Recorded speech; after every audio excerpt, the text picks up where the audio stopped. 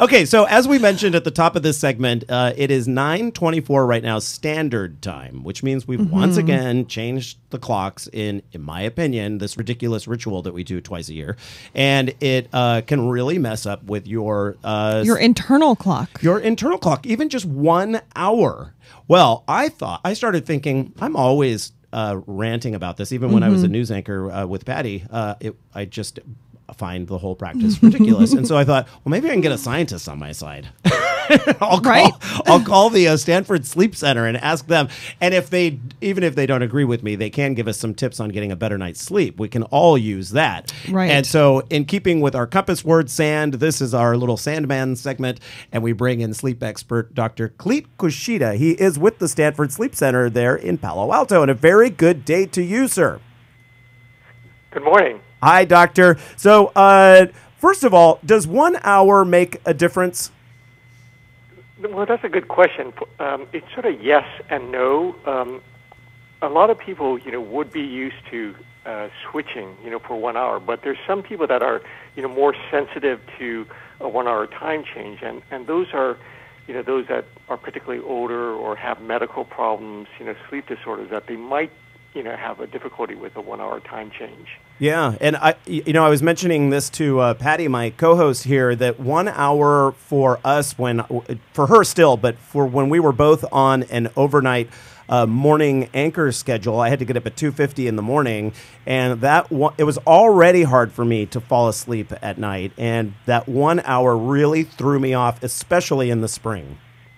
Yeah, that can happen. There are some things that can make it a little easier to adjust, to the time zone change. And an example of that is, number one, to try and once a time change occurs, try to get to that time as quickly as possible. In fact, some people, even before the time change, they kind of adjust, gradually to the time zone change by shifting, their bedtime and the waking time by about 15 minutes. So that can help as well. But probably the most important thing is bright light. And within 5 minutes of getting up at the desired bedtime, the best thing is to expose yourself to about 30 minutes of bright light. And that can mean, going outside for 30 minutes, or if it's dark outside, to use a lamp. And, there are these bright light lamps that are available, through the internet. And the main thing is, to get the light exposure. These bright lamps generate about maybe 10,000 lux, which is a desired intensity of light. Sort of like almost like mimicking the sun. Mm-hmm. Now, doctor, I have a question for you. My schedule recently changed where I'm already getting up in the middle of the night at 2 a.m. and then my work schedule was shifted, so I'm getting up at 1 a.m. And that hour change for me made a huge difference. It's nearly impossible for me to wake up at 1. It seems like the most impossible task. So does it matter like where in the day your shift happens? Are you more sensitive to it at a certain time, like than say 6 in the morning? Yeah, what happens is, for a person's sleep cycle, the most intense or deep sleep occurs in the first third of the sleep period. So in that first third, it's rather difficult for the person to get up. Mm-hmm. But as the night progresses, in the latter 2/3, it's they go into lighter sleep. They do have REM sleep, which gets longer, during the night, and those REM periods get a little more intense through the night as well. So if you wake up in the REM period, you might remember your dreams and feel a little groggy. Right. Dr. Cushida, we are going to have you hold on through the commercial break because I want to know how diet and also exercise might play into all of this. And he mentioned like going to sleep 15 minutes earlier. That takes a lot of planning. Yes. And I think most of us can't do that. Dr. Clete Cushida with the Stanford Sleep Center. He's joining us, and we'll be back in just a moment.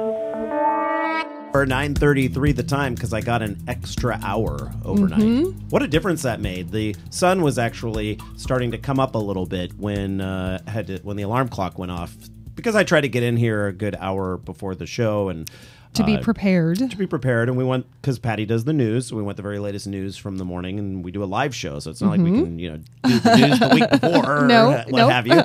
My name is Randall White, joined by Patty Pyburn. You're listening to Eat, Drink, Explore Radio, and we're talking about the time change and how it might affect your sleep patterns. We are joined by sleep expert Dr. Clete Cushida. He's with the preeminent place in the entire nation for these sorts of answers, the Stanford Sleep Center.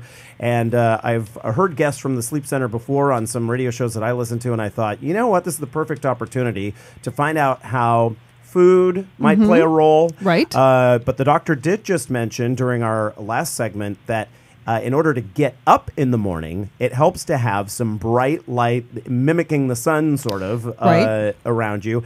And doctor, I was wondering, what about the reverse of that? What if for all these people that now put the laptops on their lap as they're laying in bed and they're staring at this illuminated screen before they try to go to sleep at night, and then they close it and they turn off the lights, does that affect their ability to then fall asleep? Fortunately, the amount of light that comes from laptops and also television isn't enough to alter the circadian rhythm. But the problem is that the mental activity can cause problems with getting to sleep. So actually, we recommend, particularly for those that have difficulty sleeping, to refrain from any type of work 1 to 2 hours before bedtime. And same thing with reading or watching television. If that helps to make them fall asleep, that's okay. But generally, we recommend to avoid the work and also to use dim light if they need to read. And dim light generally means less than about a 60-watt bulb. To use micro lights, sometimes that can help. So it's more brain activity than that minor amount of light that's coming out, and that might be what's keeping people awake. Because if they're on the laptop, they're probably thinking about work and what they have to do. Yeah. So, what I've actually tried, and it works really well, is I purposely, on Netflix, pick something that I know will be interesting but boring. Like something something that really gets into the minutia of something scientific, and I will put that on, and sure enough, without 20 minutes into it, my eyes are getting so heavy I can barely stay awake. And so it is the mental activity. Correct. And one of the things that we also tell patients, particularly if there's sort of like the type A personality, is to do what's called a worry list. And that means write down a few hours before bedtime all the things that are kind of concerning them, and for instance, things that they're worried about for tomorrow, and to try to mentally deal with it at that time rather than thinking about it the moment their head hits the pillow. How far in advance did you say? At least a few hours. Generally, we recommend about 2 to 3 hours before bedtime. Right. Interesting. I'd need a pretty thick pad to go through all those. No, now, Randall, you had mentioned diet and exercise. How does that play into this equation of trying to get restful sleep? Does it depend on what you eat?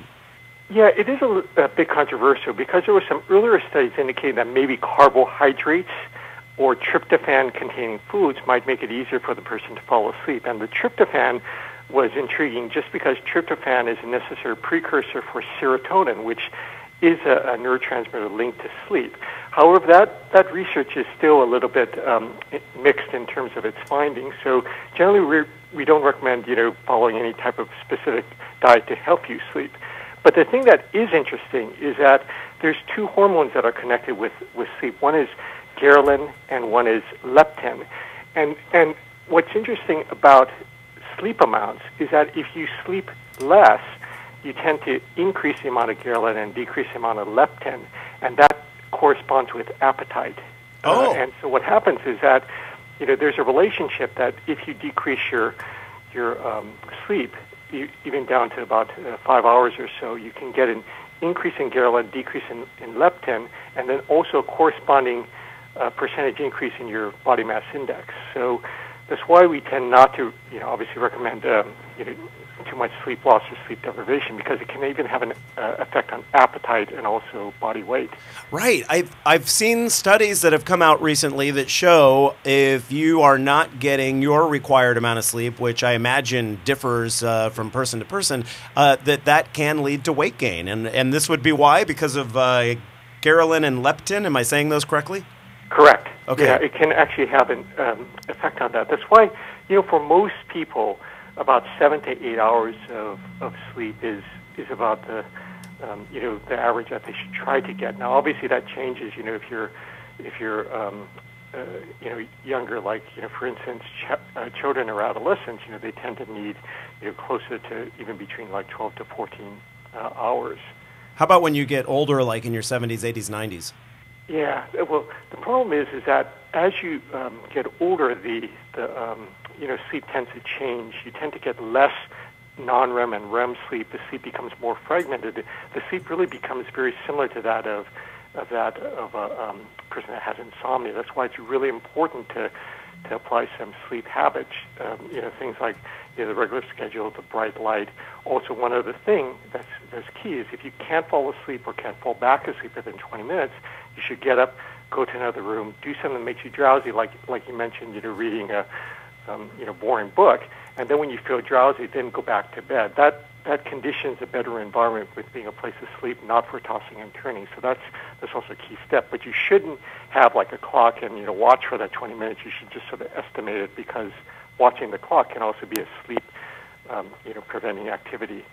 Yeah, that stress of watching the minutes pass by can really prevent you from overcoming. We've both done it many times. Overcoming your insomnia. Now, doctor, I am very sensitive to caffeine. I'm sure there are lots of other people out there. While I want it to wake me up in the morning, there are times when I know if I have it too late in the day, it messes up my sleep. So how does caffeine, and it comes in many forms, how does that play into people getting the right amount of rest? Yeah, that's absolutely right. Some people are more sensitive to caffeine than others, especially those that have been taking caffeine for a while. So they become more tolerant to it. But generally, as a rule, we recommend not, especially if the person has difficulty falling asleep, to avoid caffeine by the mid-afternoon, early evening, and in some cases, absolutely stopping the last cup close to dinner, just because that can have an effect on sleep. It's one of the things like alcohol, for instance, that can also cause problems. What about people that don't have a problem falling asleep? They have their set bedtime. They go to bed, but then 3-4 hours in, they wake up and then they just toss and they turn and they just cannot get back to sleep, even though they have plenty of time to sleep before they have to wake up for work or what have you. What causes that?